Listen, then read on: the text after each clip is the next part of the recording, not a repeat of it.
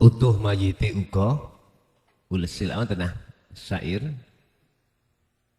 teng bed nomor piro kula mboten semerap. Biasanya terkait jasad utuh tidak hanya jasadnya, bahkan saulese. Iku didominasi ahli kasyaf, Pak.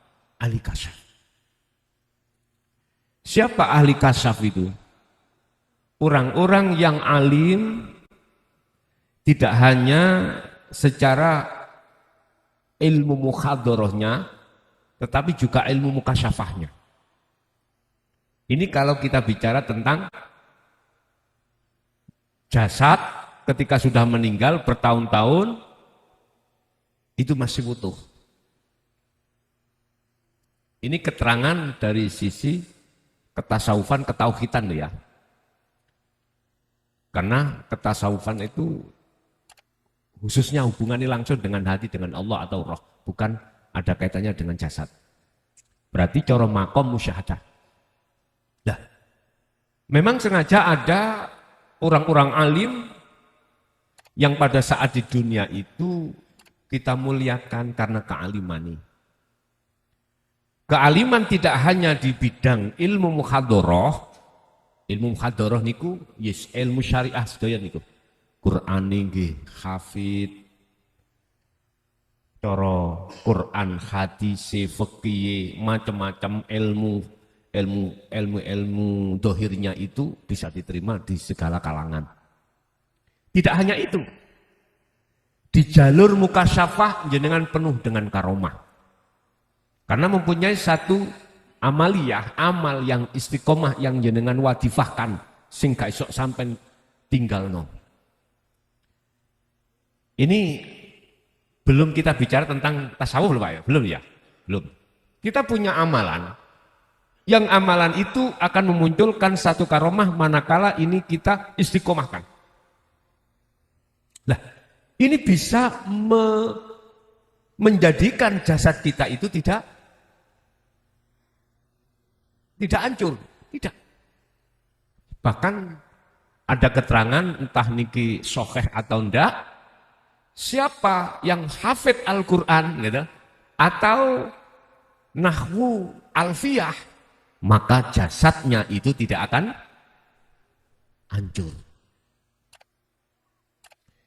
Kebanyakan umat manusia pada umumnya, nek gak wali gak mungkin, ngoten nggih.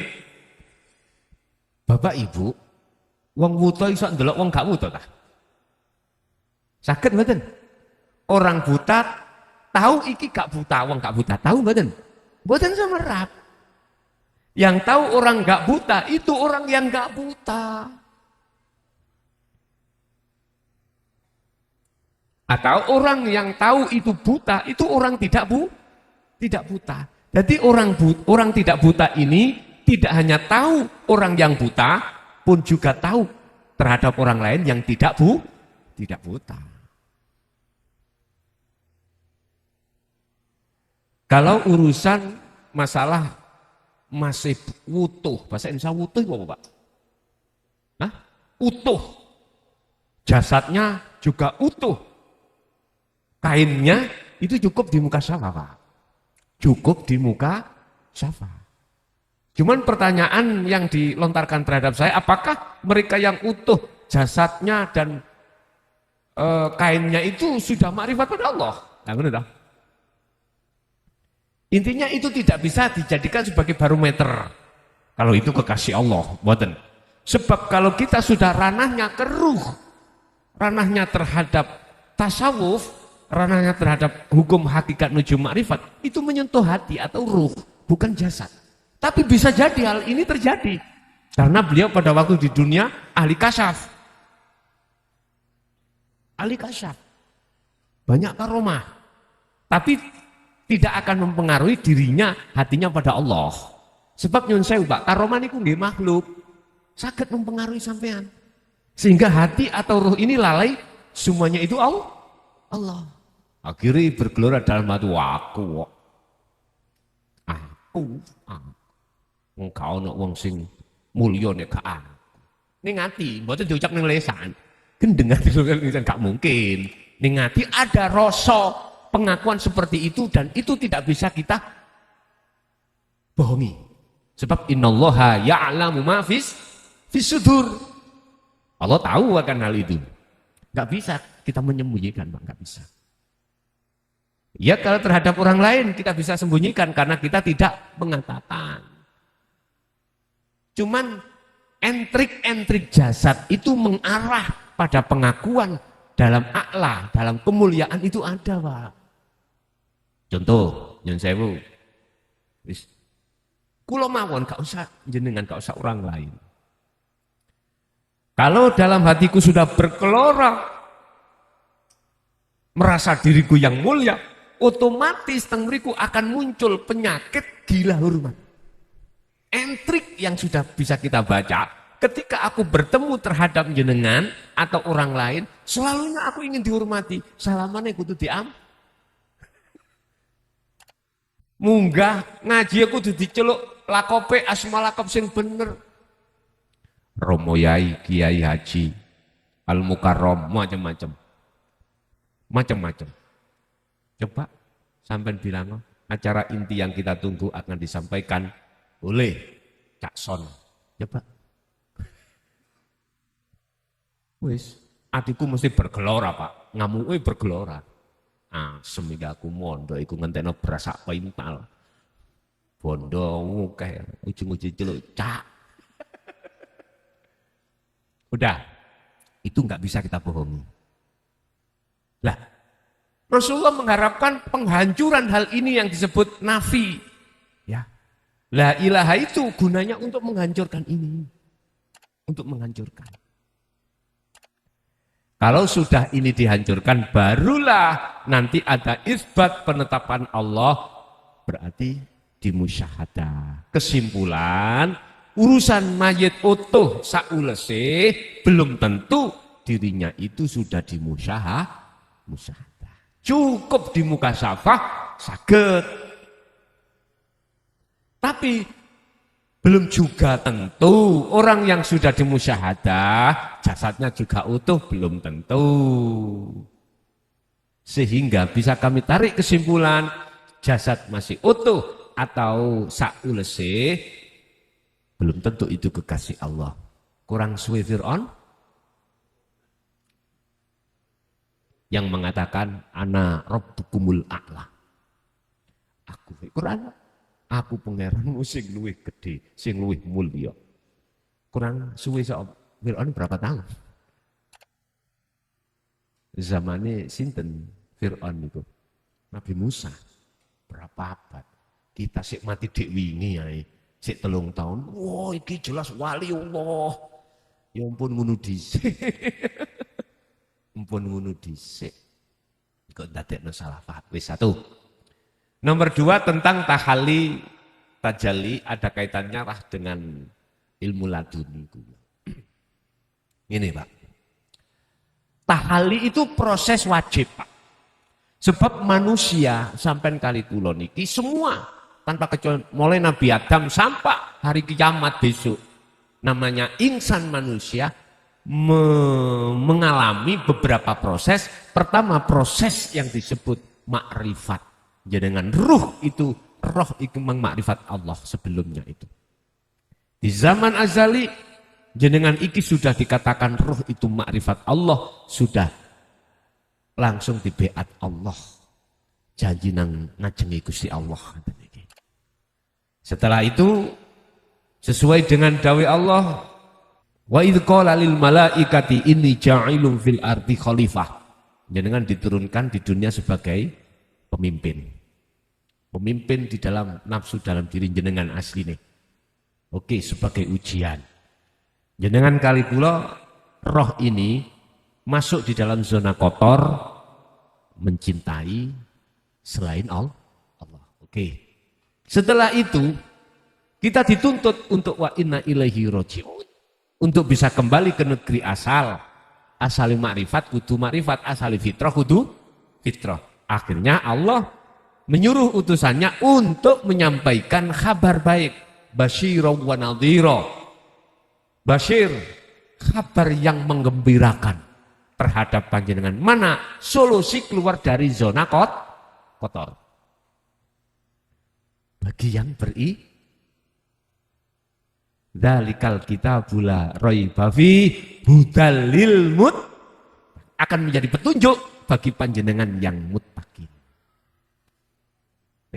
Tapi ini nggak jadi basyir, nggak jadi kabar baik, tapi jadi wanadhir, peringatan bagi mereka yang menentang kembali ke fitrah. Jadi nadhir niku peringatan. Nek peringatan kan ya keras Pak, peringatan. Namanya peringatan. Yes.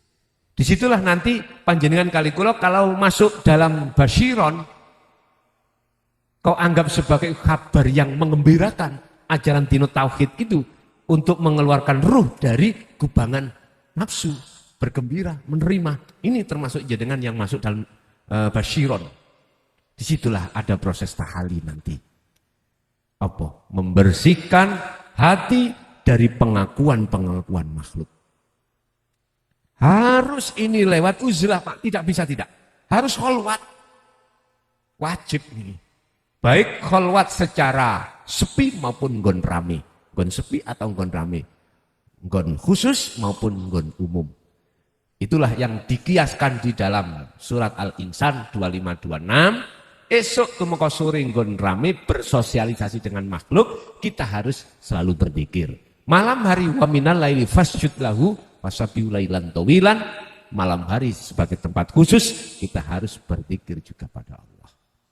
Terus apakah ilmu laduni itu sama dengan hal itu?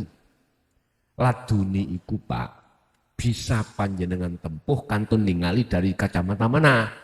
Kalau kacamata syariah atau di dalam makom mukhadoroh kali mukasyafah, memang laduni iku di jalur kasyaf Pak. Jalur kasyaf secara pandangan kacamata syarek. Sampai kudu duweni perkara-perkara amaliyah yang katanya untuk menemui Nabi Khidir, karena yang memiliki ilmu laduni Nabi Khidir. Khidr datang. Ya karomai memang Pak datang. Kalau laduni yang dimaksud tidak pernah belajar secara fisik, terus paham tentang ilmu, kalau kita masukkan ke dunia hakikat makrifat benar, apa? Ya ilmu niki. Ilmu tentang mengesahkan Allah senajano, walaupun Anda fahamnya itu hanya hakikat syahadat. Yang lainnya tasawuf itu belum mengerti apapun. Minimal dasar tauhid, syahadat jenengan paham maksudnya, sholat paham maksudnya, zakat, poso haji maksudnya paham. Di situ ketika jenengan melakukan uzlah, perbuatan tindakan tahali menuju tajali, di situ Allah akan gerojok ngelmu sing jenengan gak tahu belajar mesti paham. Satu misal, jenengan tak utus nang Kanjeng Sunan Ampel Surabaya. Kata cerita nih Pak, hikunono opo wayang ada, enggak perlu cerita.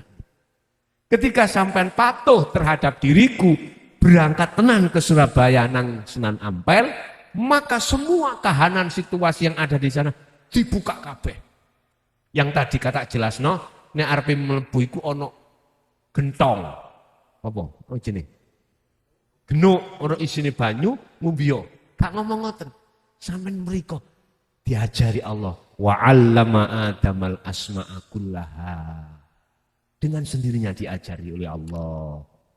Walaupun tadinya Anda tidak saya kasih tahu, gunung gentong, di situ ada batu kerikil gini-gini, ada orang jualan, ada copet. Enggak saya cerita. Ketika sampean sudah di sana, apa kahanan di sana seluruhnya paham sampean. Tahu semuanya.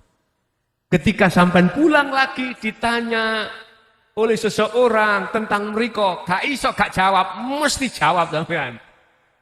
Mesti jawab karena sampean sudah sampai di sana. Beda yang lainnya, iku mah gak mau ke sana, cuman dapat cerita. Mboten saged. Nek ditakoki jawab dengan benar mboten saged. Iya BE, nek arepe mlebu iku ana gentong. BE sian. Nek jenengan yang awal tadi sudah tidak BE, tidak katanya, pasti sudah. Inilah yang diharapkan iman oleh Rasulullah terhadap umatnya itu. Tapi tempuane soro sampai beliau dawuh, umatku besok perang yang paling dahsyat dan paling berat melawan hawa itu pengakuan. Jadi menurut saya lebih afdolnya kalimat yang namanya laduni itu di dalam makom musyahadah, hakikat ma'rifat. Tetapi di dalam makom mukasyafah juga sudah maton lah, tinggal kita melihat dari kacamata mana. Kalau kacamata zahir berarti makhluk, kacamata batin berarti Allah. Oke. Wonten beli wau? Kasih kirang pertanyaan ini. Sampun niku. Mboten jenengan wau pinten bae ana sing keri.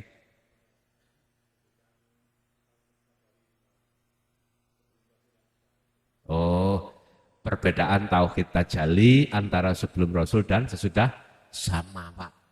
Tidak ada bedanya. Enggak ada bedanya. Kita kembali, wa ma arsalna min qablika mir rasulin illa nuhi ilaihi annahu la ilaha illa ana. Tapi prosesnya kan ada di ayat yang lain. Sebelum la ilaha illa ana, ada la ilaha illallah, la ilaha illallah, la ilaha illa huwa, la ilaha illa anta, la ilaha illa ana. Nek umpam perbedaan tajalli pada Allah sebelum dan sesudah Rasul sama, Pak. Sama. Cuman sing gak sama iku bahasa.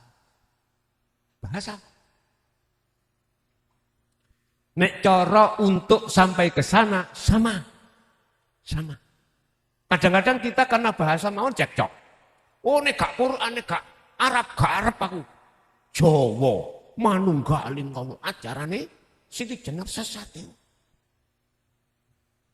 Bapak Ibu buka ning Quran. Aku tidak akan mengutus utusaku ke satu negeri ya, kecuali memakai bahasa negeri itu sendiri. Jadi Allah mengutus utusan itu disesuaikan dengan bahasa kefahaman di negeri itu. Gak mungkin nang Jawa ditokno wong Madura. Dhek gak iso basa Jawa, basa Madura Bapak. Sampai gak iso basa Madura. Apa iki? Gak mungkin, Pak. Kemungkinan dia Madura tapi paham bahasa Jawa. Itu bisa jadi. Jadi sama, Pak. Sistem tajalli sebelum Kanjeng Nabi kali sakbane Kanjeng Nabi sama. Yakfur bitaghut wa yu'min billah. Wa qala aidan ani butullaha wajtanibut taghut. Intine ati roh iki ninggalno selain Allah nuju nang Gusti Allah.